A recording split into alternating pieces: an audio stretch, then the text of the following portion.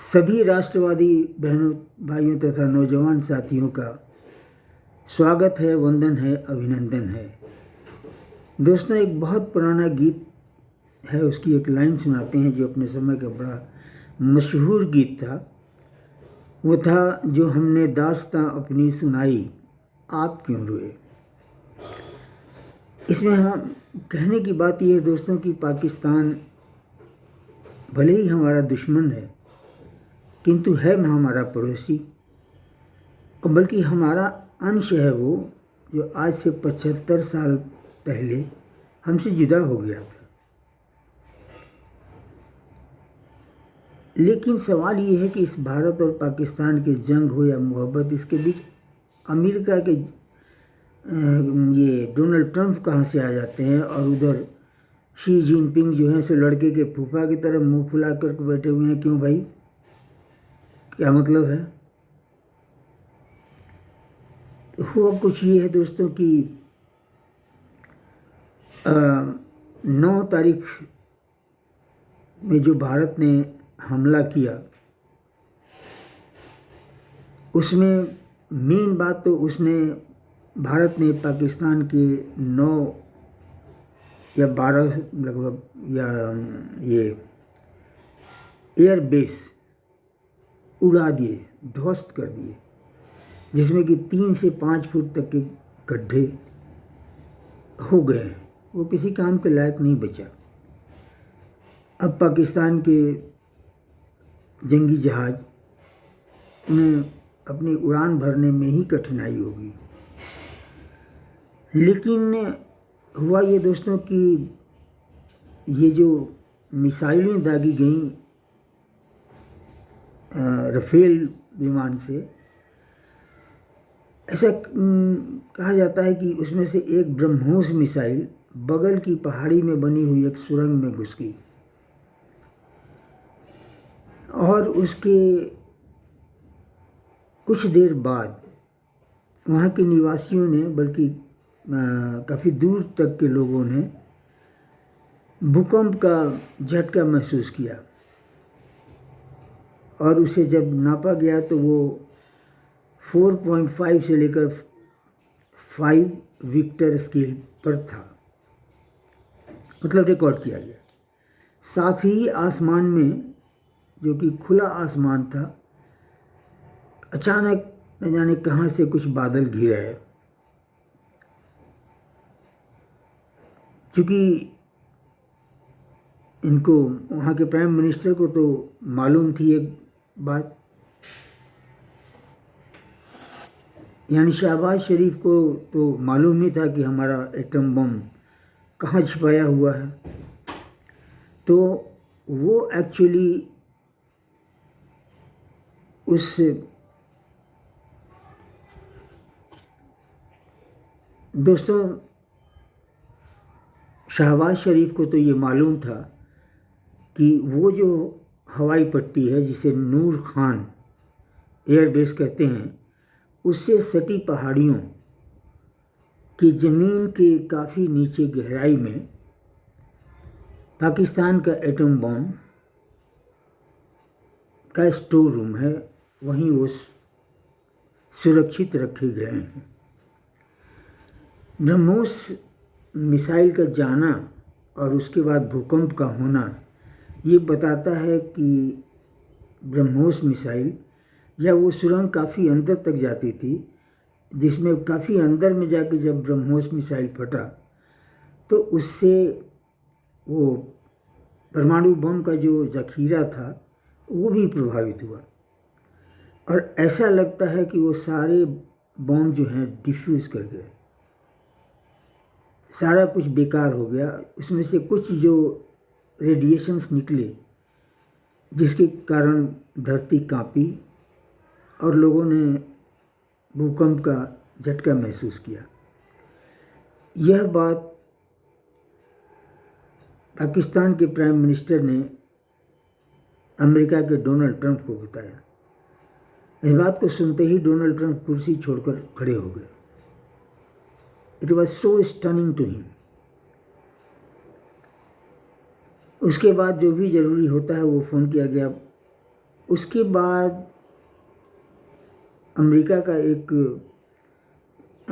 विमान आता है जो वहाँ की इमरजेंसी लैंडिंग के लिए एक हवाई पट्टी बनी हुई है, उस पर किसी तरह से वो लैंड करता है। बताया ये जाता है कि उसमें रेडियो एक्टिविटी को मेज़र करने वाले इंस्ट्रूमेंट्स थे। वो प्लेन एक्चुअली रेडियो एक्टिविटी को मेज़र कर सकता था। तो खैर वो प्लेन वहाँ से उड़ा। उसके बाद इजिप्ट का प्लेन आया। भाई वो क्यों आया? वो तो आया था रेडियो एक्टिविटी मेजर करने, ये क्यों आया? तो दोस्तों पता चला कि उस प्लेन में ये बोरोन सब्सटेंस था जिसे वहाँ उतारा गया और उससे मतलब फिलअप किया गया, फिलिंग किया गया। और उसके बाद कई विमान भर भर के आए और बोरोन वहाँ ये किया गया। बोरोन की खासियत है दोस्तों कि वो रेडियो एक्टिविटी को एब्जॉर्ब कर लेता है। तो वहाँ एक शील्ड, एक प्रोटेक्टिंग कोट, एक एप्रॉन टाइप का उस पूरे एरिया में डाल दिया गया। कुछ अनसपोर्टेड इंफॉर्मेशन के आधार पर मैं ये कह सकता हूँ कि वो जो अमेरिका का जो प्लेन आया था उसमें कोई रेडियो एक्टिविटी नापने वाली सब कुछ नहीं था, बल्कि चूँकि पाकिस्तान के एटॉमिक स्टोर की चाबी जो है वो अमेरिका के पास होती है, तो बस वो चाबी लेकर के लोग आए थे। उन लोगों ने कुछ उसे खोला दरवाज़ा को, और फिर उन लोगों ने क्या क्या किया, जो भी किया वो आकर के उसको बंद किया और फिर वो प्लेन पे चढ़ करके उड़ गए। और शायद उन लोगों ने सब जगह खबर किया कि भाई बोरोन की ज़रूरत है, ये है, इसलिए इसको कोटिंग के लिए किया जाए। बट उसके काफ़ी पहले डोनाल्ड ट्रंप साहब इस पूरे जंग में कूद गए एकदम। हाँ हाँ क्या करते हो भाई, रुको रुको, stop please stop, for God sake please stop. सब रुक गया भाई कि, और उन्होंने कहा कि अभी इमरजेंसी सिचुएशन है, इसमें तुरंत सीज फायर कीजिए। और इसका ये प्रेस रिलीज भी उन्होंने सोशल मीडिया पर, एक्स पर पोस्ट कर दिया। और जैसे ही वो पोस्ट करते हैं उसके बाद पाकिस्तान पोस्ट करता है। भारत ने कुछ भी नहीं कहा, उसने कहा कि this is understanding between Pakistan and India. एक मुद्दे पर एक अपनी समझ विकसित की है जिसके अनुसार ये जंग अभी अस्थायी रूप से रुका हुआ है, किंतु जिस स्टेज में था उसी स्टेज में है। अब एक बात ध्यान दीजिए, भारत ने सीज फायर नहीं कहा। भारत ने ये अंडरस्टैंडिंग की वजह से भी युद्ध को दोनों तरफ से रोकने की बात करने के पहले कहा कि सिंधु जल परियोजना के बारे में हमारी ट्रीटी हमारा खारिज रहेगी, उसके बारे में कोई बात नहीं करेगा। बस इन दो बातों पर मतलब युद्ध विराम हुआ। लेकिन दोस्तों ना तो हमारी नेवी अपनी जगह से विड्रॉ हुई और ना ही हमारी आर्मी जहाँ तक भी थी वहाँ से विड्रॉ हुई। सब स्टेटस को में थे। और आज दिन में 12 बजे फिर हाई लेवल की मीटिंग होनी है शायद इंडिया और पाकिस्तान के बीच, लेकिन उसमें 2:30 बजे के समय तक पाकिस्तान की ओर से किसी ने शिरकत नहीं की। हालात धीरे धीरे ऐसे बनते जा रहे हैं कि वो जो टेम्पररी सीज फायर हुआ था, now fire will be broken from Indian side. शायद कुछ देर में यह निर्णय हो जाए कि भारत ये युद्ध अपनी तरफ से लड़ेगा, और वहाँ तक लड़ेगा जहाँ तक भारत ने पहले ही बता दिया है। तो ये थी इमरजेंसी दोस्तों, जिनके कारण डोनाल्ड ट्रंप रोए और जिसके कारण उधर शी जिनपिंग लड़के के फूफा की तरह से मुंह फुलाए हुए हैं। उनका दर्द ये है शी जिनपिंग का कि ये खाता है मेरा, पहनता है मेरा दिया हुआ पाकिस्तान के बारे में, और जब सीज फायर की बात हुई तो डोनाल्ड ट्रंप अमेरिका आ गया। इसे मैं हथियार देता हूँ लड़ने के लिए, मैं इसे फाइटर जेट देता हूँ, और ये फिर जाता है भाग के डोनाल्ड ट्रंप के पास। क्यों? शायद चाइना को भी इस बात का इल्म नहीं है कि पाकिस्तान के एटॉमिक बॉम्ब की स्टोरेज की चाबी जो है वो अमेरिका के पास है। हालांकि आपको याद होगा डोनाल्ड ट्रंप ने एक बार स्टेटमेंट दिया था कि यदि ऐसा वक्त आएगा तो मुझे 3 या 4 घंटे लगेंगे, उसमें मैं सारे बॉम्ब को लॉक कर दूंगा। इनके डोनाल्ड ट्रंप के इस स्टेटमेंट को लोग लगभग भूल गए। तो बेशक चाबी उनके पास है, तभी वो कुछ करने का दावा उन्होंने किया, और फिर दौड़ करके बीच में आए, बीच बचाव करने के लिए कि क्योंकि वाकई मतलब atomic warfare third world war शुरू कर सकता है, इसलिए ये जंग रोकी गई। और ये अचानक से कुछ ऐसा किया गया जब हमारी देश की सेना आगे बढ़ रही थी। उसके एक दिन पहले यानी 8 तारीख को ये पाकिस्तान की ओर से F-16 अमेरिका का दिया हुआ तथा चीन का दिया हुआ G5+ जेट को इंडियंस ने मार गिराया था।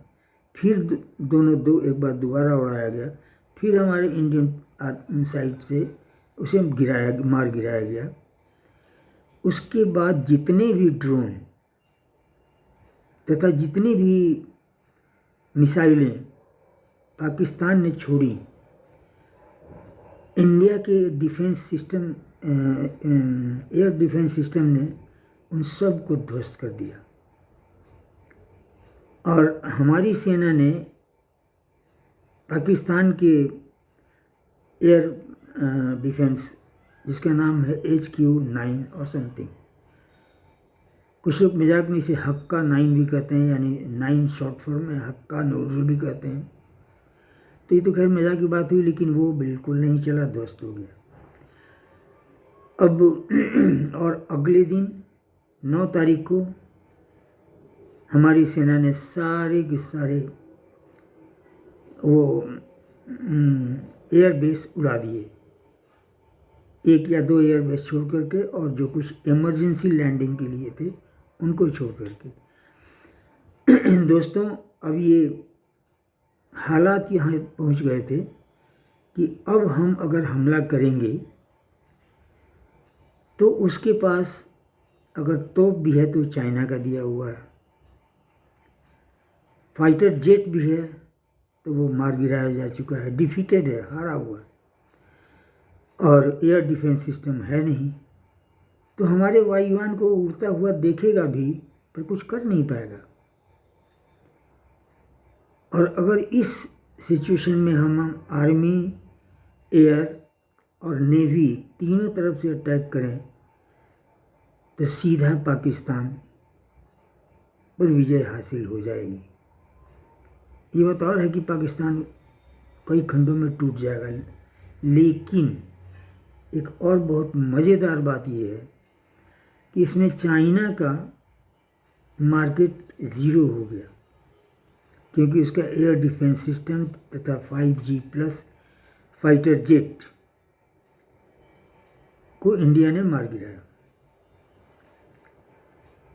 और ये अमेरिका के आर्म मार्केट में भी थोड़ा सा डाउटफुल हो गया, थोड़ा सा क्वेश्चनेबल हो गया।